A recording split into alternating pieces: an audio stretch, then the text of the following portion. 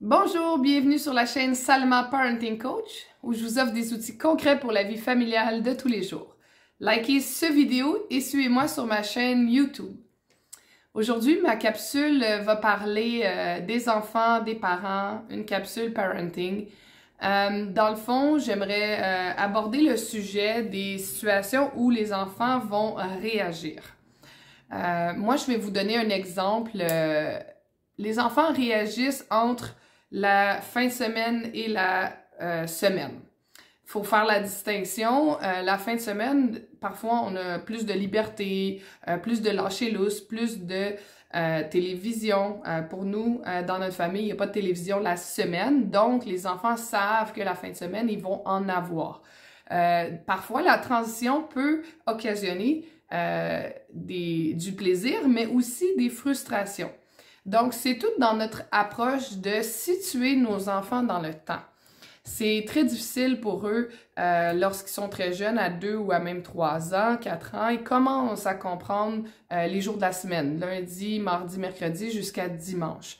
Donc, quand je dis prévention, moi, le dimanche soir, c'est vraiment important de répéter à chacun de mes enfants individuellement ou même ensemble en groupe.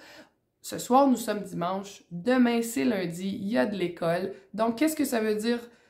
Voici ce qu'on va manger pour le déjeuner. Il n'y aura pas de télévision également parce que c'est le retour de la semaine et on s'en va à l'école et on n'a pas le temps pour la télévision. Et on s'attend à. Donc, tu te réveilles, tu peux aller faire ton petit pipi, tu t'habilles et ensuite, on va descendre pour le déjeuner. Comme ça, mes enfants sont préparés mentalement. Ils savent ce qu'on s'attend d'eux pour leur routine du lendemain matin. C'est un peu la même chose au niveau des activités sportives. J'ai commencé à inscrire mes enfants dans des sports et si je fais pas la prévention, de dire OK, on s'en va à telle activité ou on va les chercher plus tôt, mais ils avaient envie de jouer plus longtemps avec leurs amis, ça occasionne parfois des déceptions et de la tristesse pour certains d'entre eux.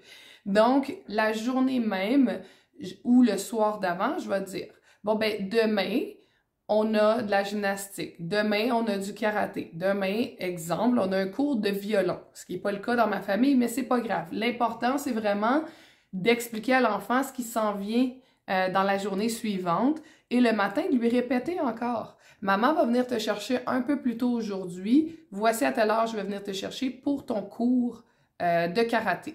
Comme ça, l'enfant peut s'y préparer mentalement et construire sa journée en fonction de ce qui l'attend.